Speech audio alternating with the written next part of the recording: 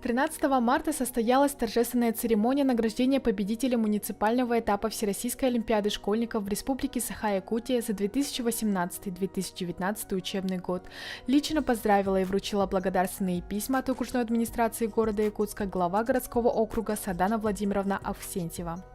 Перед нами стоит задача к 2024 году войти в 15 самых успешных регионов с высоким уровнем образования. Имена 126 победителей муниципального этапа по 29 общеобразовательным предметам были названы в Большом зале окружной администрации города Якутска. Из всех приглашенных ребят был отмечен ученик 9 класса Якутского городского лицея Ескин Кирилл, который является 4-кратным победителем муниципальных олимпиад по литературе, обществознанию, истории и французскому языку. Это мероприятие с участием главы прошло впервые. И как и наши дети, мы учимся в проведении мероприятия. И я очень надеюсь, что это будет уже традиционное мероприятие, которое будет проводиться ежегодно. Формат всем участникам очень понравился. По истечении времени мы проведем рефлексию и будем подключать новые информационные технологии, чтобы и вручение, и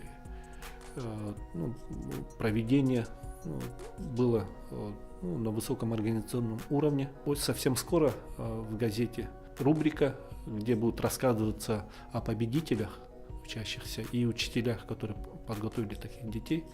И в городе появится площадка, где будут прописаны имена олимпиадников и учителей.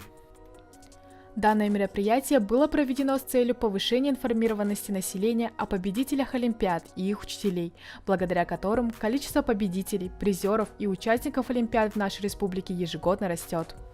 Было очень приятно собрать в одном зале весь школьный цвет нашего города Якутска, нашу гордость, нашу славу и нашу самую большую надежду.